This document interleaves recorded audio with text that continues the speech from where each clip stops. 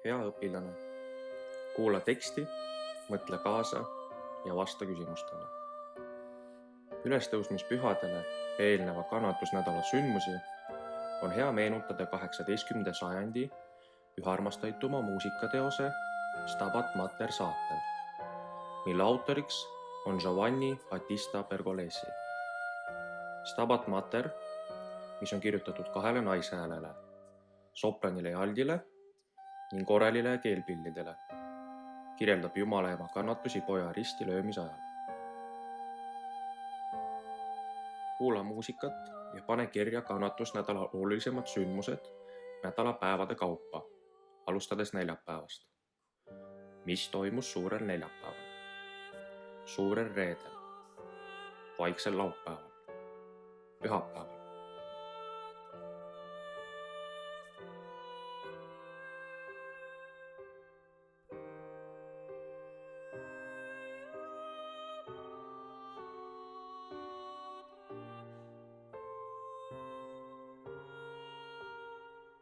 Pergolesi õige perekonnanimi on Draghi. Pseudonüüm tekkis Pergola linna nimest, kust elasid helilooja esivanemad.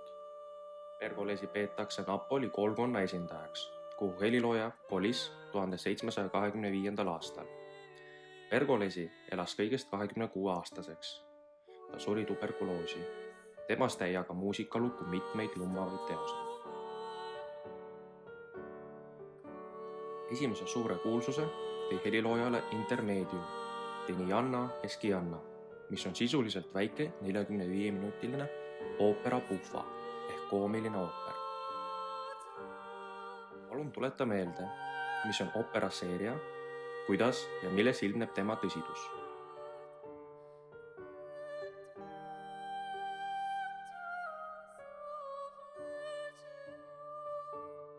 Mille poolest opera buffa ehk koomiline ooper eristub operaseeriast ja mis olid selle ooperiliigi tekkepõhjused?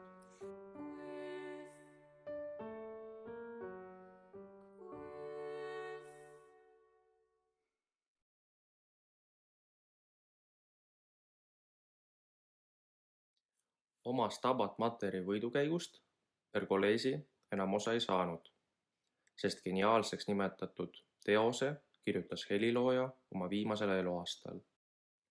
Heliteos kirjastati esmakordselt Londonis 1749. aastal ja sellest sai enim avaldatud muusikateos 18. sajandil.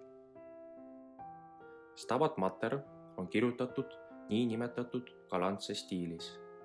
See Itaaliast pärit stiil oli Euroopa uhkete paleede suur mood.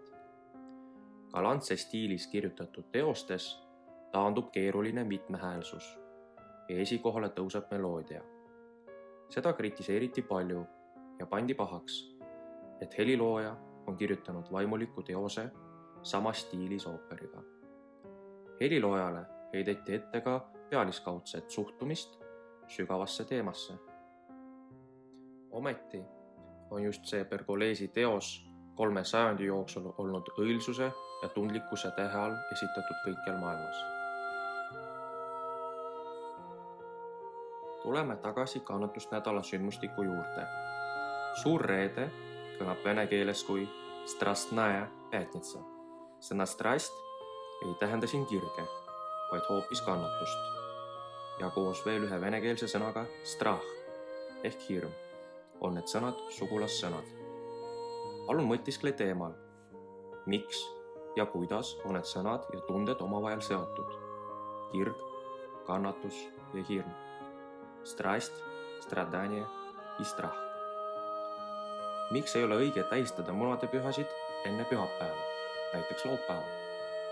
Uuri välja, kust tuli komme värvida ja kinkida mune sõnadega Jeesus on üles tõusnud.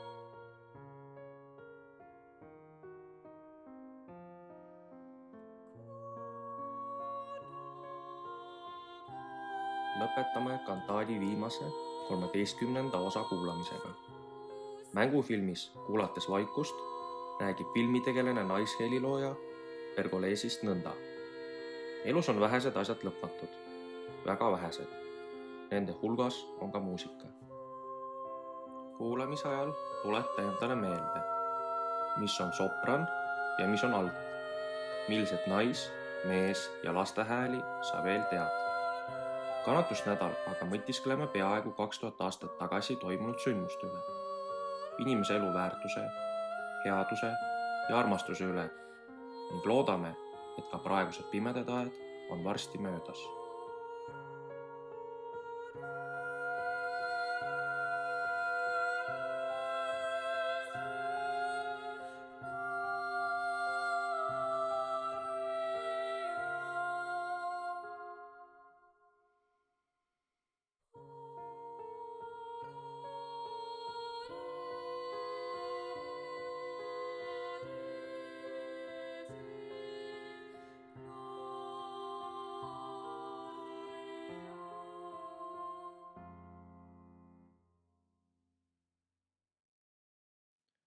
Kui keha sureb, tee hinge õnnistataks paradiisi austuses. Aamen. Когда тело умрет, даруй моей душе райскую славу. Аминь.